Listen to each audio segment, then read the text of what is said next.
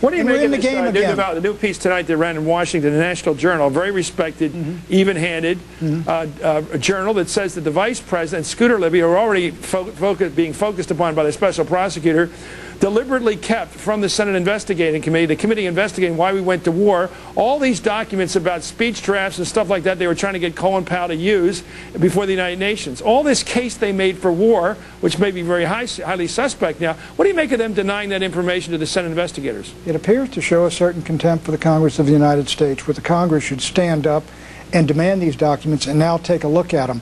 But Chris, this is where this battle ought to be fought. It is the Congress of the United States that should have challenged the President and Vice President and everybody before they voted blank check to give him for war. They didn't do it.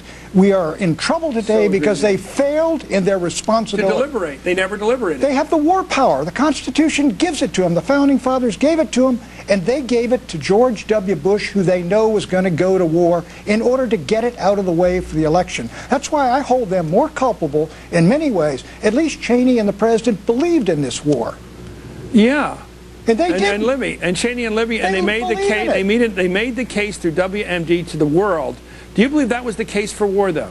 No, or was it an ideological case? There's an ideological case among the neoconservatives who wanted to go to Iraq for strategic reasons, to create a base camp flanking Syria, flanking Iran, national greatness, all this nonsense. Right. I think the President was sold this bill of goods after Afghanistan went down so easily. Let's do Iraq. Let's get another one. Okay, let's talk about George W. Bush, the man, because tomorrow may be a day of testing for him. If there are a series of indictments close to him, I mean, he'll be able to feel the bullets going by, though, that close. Right. The Vice President may get tagged by one of these bullets. Who knows? We don't know how close this gets to him. Doesn't he face a lose-lose situation? If I'm out of the loop and he's totally innocent, apparently he's offended by newspapers accountable for this behavior, he's out of the loop. If he's in the loop, he's guilty.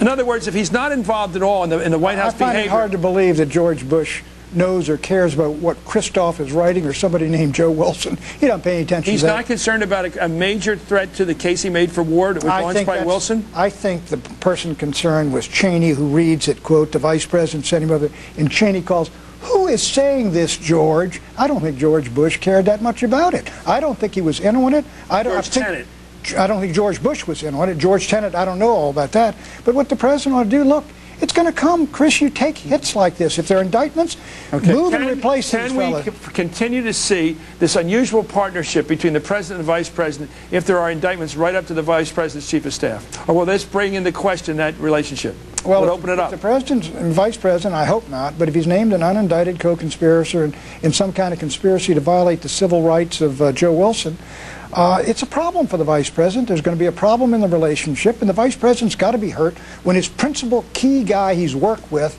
if he's taken out with an indictment. Thank you very much, Pat Buchanan.